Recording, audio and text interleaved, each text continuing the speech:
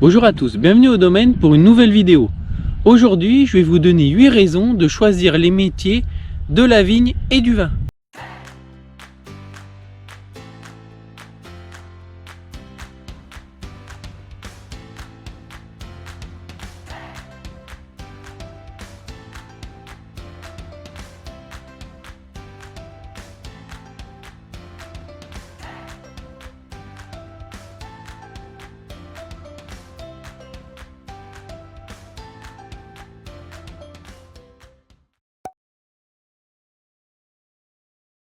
Bon, alors pour ceux qui verraient que nos pieds de vigne ont grandi depuis la dernière fois, c'est juste que je suis assis au milieu des rangs de vignes pour essayer de limiter la prise au vent de la caméra pour pas que vous ayez trop de bruit. Voilà, c'était juste une petite mise au point. Bon, alors comme vous avez vu dans le titre, aujourd'hui on va voir 7 points qui peuvent vous faire choisir les métiers de la vigne et du vin. Alors pourquoi je fais cette vidéo? Parce qu'aujourd'hui on est le 8 mars. Ça y est, les portes ouvertes dans les lycées agricoles vont commencer ou ont déjà commencé. On en entend pas mal parler, j'ai reçu des messages, des mails, enfin bref tout ça. Donc voilà, je voulais juste vous donner, pour ceux qui réfléchiraient à quel métier faire, comment s'orienter. La première raison de choisir ces métiers, c'est la diversité des métiers. De métiers manuels, de métiers plus cérébraux, plus théoriques peut-être, je dirais. Ça va de l'ouvrier viticole. On a besoin de petites mains pour faire les travaux dans les vignes. Je dis petites mains, mais ça n'est pas moins des métiers qui ne sont pas importants, parce que ces tâches manuelles, si on ne les fait pas, eh ben, c'est la base du métier, hein. Il n'y aura pas de production du raisin. Et déjà tout s'arrête depuis là, donc on a besoin de ces personnes-là. Après ça peut être des métiers pour par exemple des personnes qui aimeraient plus travailler avec des engins, du matériel. Et bien ça peut être tractoriste, et aussi là il y a plein de variantes, hein. Vous pouvez travailler le sol, vous pouvez être amené à faire les traitements. Donc si vous faites les traitements, il faut que vous sachiez faire les dosages. Donc là c'est déjà plus des calculs, des maths. C'est pas des maths très compliqués, mais bon voilà, il faut savoir en fonction des surfaces. C'est un peu plus c'est de la pratique, mais un peu plus sur le théorique, sur le calcul des choses comme ça. Après vous avez tous les métiers de cave, donc ça peut être caviste, ça peut être maître de chai, ça peut être cave ou associé à la cave, je dirais, mais ça peut être complètement externe, parce que vous avez des domaines qui ont des œnologues directement au domaine, ou des domaines comme nous qui faisons appel à un œnologue conseil, donc qui est extérieur au domaine. Donc des tâches les plus manuelles aux tâches, je dirais, cérébrales, des choses peut-être, faut peut-être plus réfléchir, avoir peut-être des connaissances théoriques plus importantes, je dirais, comme par exemple pour l'œnologie. Il y a une partie de l'œnologie, c'est de l'analyse des vins, c'est de l'analyse chimique des vins, pour savoir faire un dosage des acides dans le vin, des choses comme ça. Voilà, ça fait partie de la chimie, donc voilà une partie du métier. Ça peut être aussi des métiers plus sur le sensoriel, hein. Par exemple tout ce qui est, pourquoi pas, sommellerie. Là aussi l'œnologie en fait partie, puisque dans l'œnologie il y a cette partie chimie entre guillemets de laboratoire, je dirais, et puis il y a une partie sensorielle, savoir déguster un vin. Et puis d'une manière générale, la dégustation dans nos métiers elle est importante. Même moi en tant que simple vigneron, je suis amené à déguster mes vins, essayer de repérer les défauts, voir à quoi ils ressemblent, vers où ils vont aller. Donc voilà, il y a cette partie là plus sensorielle. Et puis vous avez tous ces métiers qui gravitent autour des exploitations viticoles. Donc ça peut être œnologue, ça peut être technicien, par exemple pour tout ce qui est sol, analyse de sol, enfin bref, il y a tout un tas de bureaux d'études divers et variés qui peuvent exister, donc liés à ces métiers de la vigne et du vin. Ça c'est tout ce qui est l'aspect production, mais vous avez tout l'aspect commercialisation. Donc vous avez les commerciaux, vous avez des personnes qui vont accueillir le public, donc surtout maintenant avec l'essor de l'onotourisme, vous avez tout un métier d'accueil. Et puis vous avez aussi tous les métiers liés à l'administratif. L'administratif, c'est pas forcément des métiers auxquels on pense. Alors personnellement, je vais être franc avec vous, c'est pas forcément le métier qui me fait rêver, mais en tout cas dans une exploitation agricole, c'est des métiers qu'on en a besoin. Et je dirais, alors je sais pas si on en a besoin de plus en plus, mais en tout cas on en a beaucoup besoin. Parce que moi personnellement, au domaine, on fait tout, l'administratif, le technique, on fait tout. mais où on a besoin d'un comptable, par exemple on a le comptable. Mais voilà, dans certains domaines de plus grande taille, c'est des papiers au niveau des douanes, il y a tout un tas de déclarations à faire. Et là, pour ceux qui font beaucoup de ventes, que ce soit du négoce, la vente à l'export, et bien là vous avez une partie quand même administrative qui est très importante, donc ça fait partie complètement des métiers qui sont liés au métier de la vigne et du vin. Le deuxième point qui pourrait vous faire pencher pour ces métiers-là, c'est la diversité des tâches pendant l'année. Alors peut-être effectivement qu'il y a des métiers de la vigne et du vin où les tâches seront peut-être un petit peu moins variées. Je pense notamment à l'administratif. Et encore que, parce que vous avez des papiers que vous allez faire que à telle date, certaines déclarations qui sont très réparties tout au long de l'année. Donc ça peut quand même varier d'un moment à l'autre de l'année. Et puis il y a des métiers qui sont très variés, comme le métier d'ouvrier viticole. Et ça va aller de la taille, du relevage, enfin bref, tout au long de l'année vous avez tout un tas de tâches à faire. Pour ceux qui se trouveraient dans des petites structures comme la nôtre, les tâches sont encore plus variées. La personne qui est avec nous, il faut qu'elle sache faire aussi bien du travail à la vigne que du travail en cave, de la préparation de commandes, voire un petit peu accueillir des clients si elle se retrouve à avoir un client qui vient à la cave au moment où elle est sur place.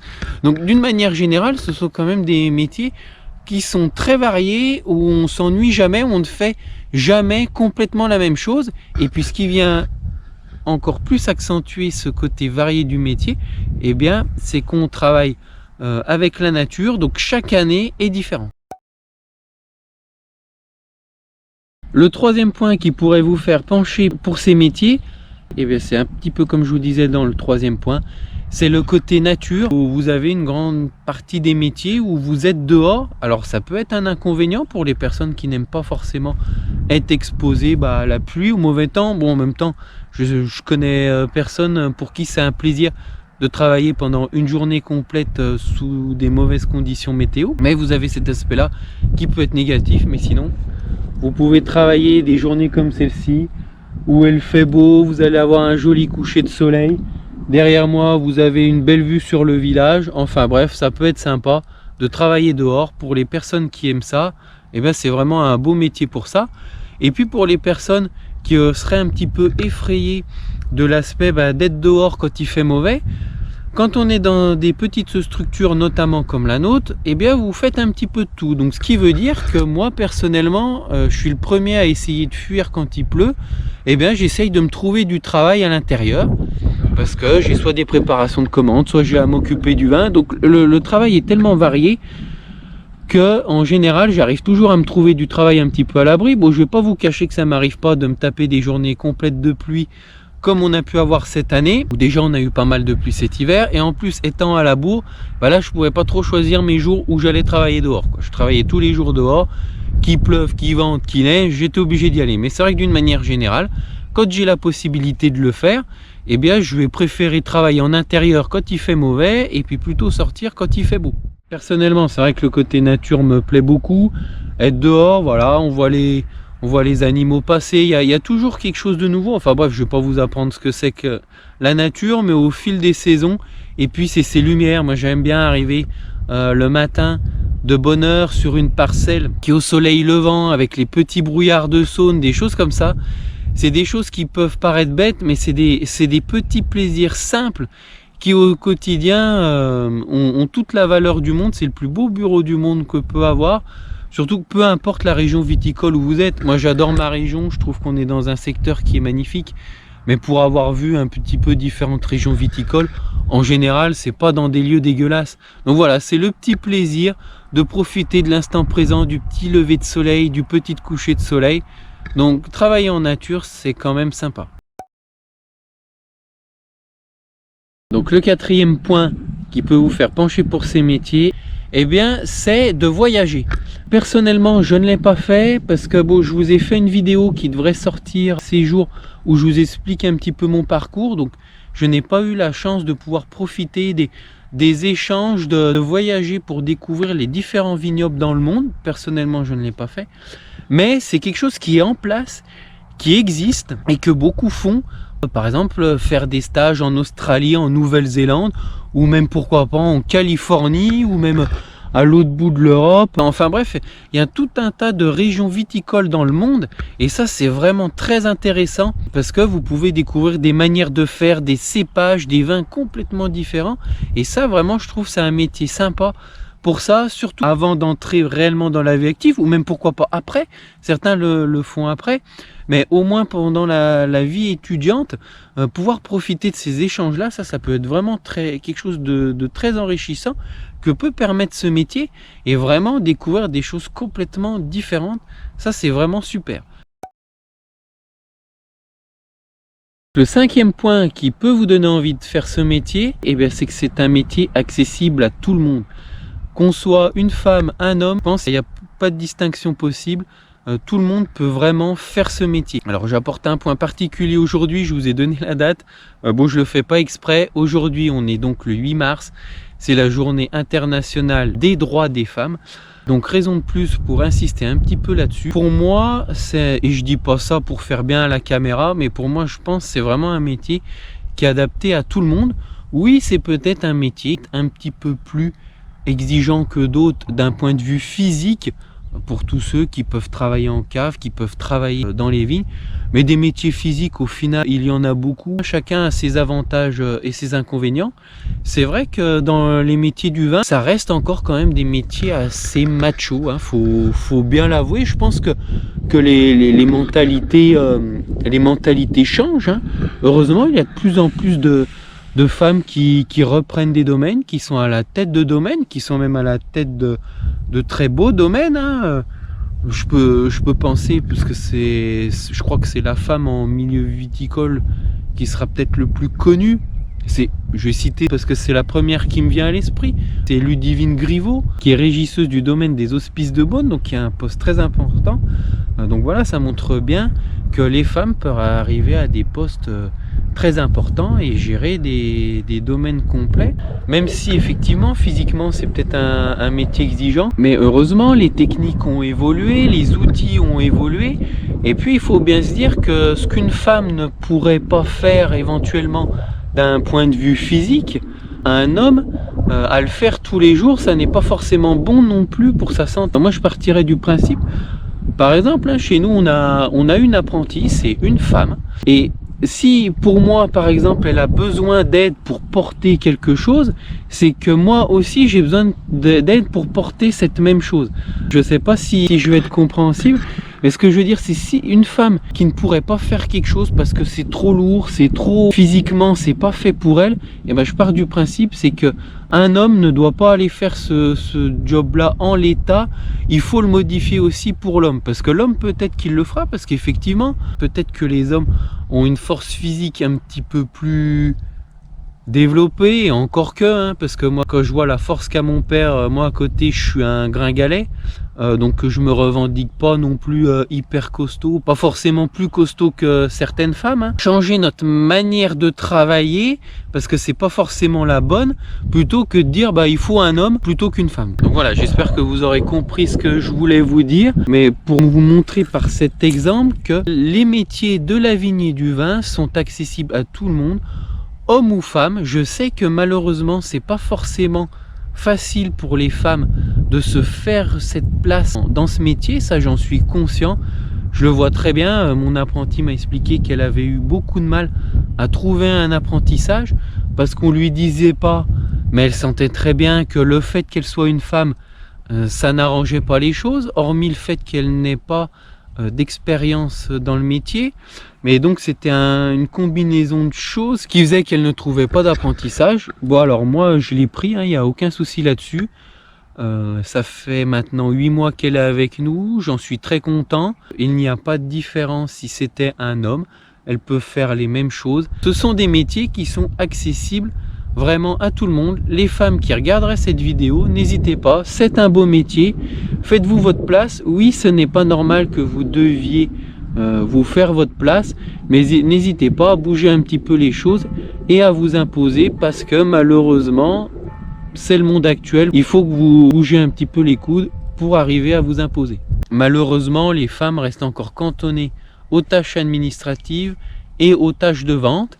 Mais il n'y a pas de raison, vous pouvez faire n'importe quelle tâche, n'importe quel métier de la vigne et du vin.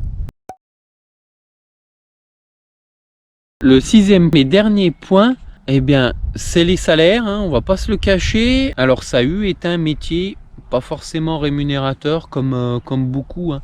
Alors dans les tâches basiques, tout ce qui est plutôt tâches simples, je dirais, d'ouvrier, et encore, il y a des tâches compliquées dans le fait d'être ouvrier, mais je veux dire, qui ne demandent pas forcément beaucoup d'expérience, comme par exemple des tirages de bois, des choses comme ça, où on a besoin de main d'œuvre, mais au final, c'est pas l'expérience qui prime. Oui, il y a encore des choses qui sont payées juste le SMIC, hein, faut pas se leurrer, parce que en même temps, on ne demande pas une expérience phénoménale, on ne demande pas de qualification particulière. Donc voilà, c'est des métiers qui ont plutôt tendance à être rémunérés au SMIC. Mais par contre, après, comme on est dans des métiers où on a de la main d'œuvre, où c'est assez tendu pour trouver de la main d'œuvre, eh bien les salaires commencent progressivement à évoluer. On a de plus en plus même de tâches d'ouvriers viticoles qui n'ont plus le SMIC, parce que justement on a besoin de ces main d'œuvre là. La main d'œuvre est rare, donc les salaires sont un peu plus rémunérateurs. Et puis après, si vous êtes un peu plus qualifié avec des formations, des choses comme ça, par exemple, on est en manque de tractoristes dans le métier. Donc tractoristes, c'est tous ceux qui vont conduire les tracteurs, hein, notamment les enjambeurs, faire le travail du sol, faire les traitements, toutes ces choses là. Généralement il faut avoir un petit peu d'expérience, c'est des gens qui sont formés. Donc là par contre on est déjà sur des revenus un peu plus élevés. Alors je suis pas au fait exact de tous ces salaires là, mais j'ai pu voir des offres autour de 1800 € pour un tractoriste, ce qui me paraît déjà des salaires un petit peu plus corrects. Et puis après ça peut être très varié, hein. Un œnologue pareil, ça va être un petit peu plus ça va être même plus rémunéré. Voilà, tout dépend les compétences que vous aurez, les diplômes que vous aurez, les diplômes ou pas forcément si vous n'avez pas de diplôme, hein, parce que moi par exemple j'ai pas de diplôme dans les métiers de la vigne ou du vin, c'est tout mon père qui m'a enseigné, mais si vous avez de l'expérience à faire valoir, là vous pouvez espérer quand même avoir des salaires un petit peu plus importants.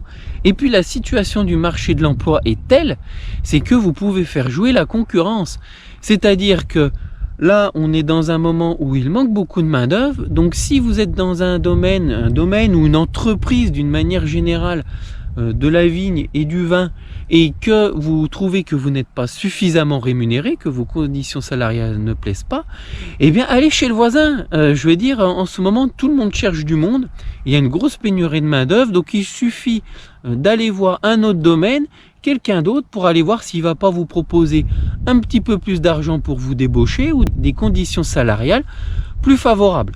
Donc ça vraiment c'était le 7e point, je l'ai mis à la fin parce qu'il m'est venu dans l'ordre, mais c'est pas le moins important. Vous pouvez avoir des conditions salariales intéressantes, pas forcément partout bien sûr, hein, il y en a toujours qui vont chercher à vous faire travailler pour pas grand chose, mais disons que vous pouvez faire jouer la concurrence. On arrive à la fin de la vidéo, je vous ai fait ces 7 points, alors vous vous demandez peut-être pourquoi 7.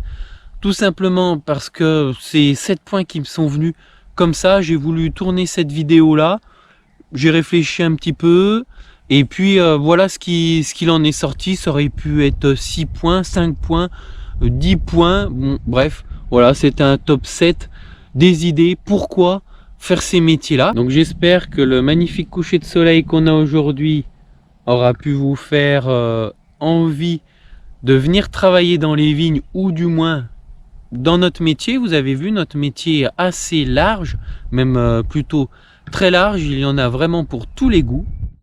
J'espère que cette vidéo vous a plu, n'hésitez pas à poser vos questions en commentaire. À la prochaine au domaine.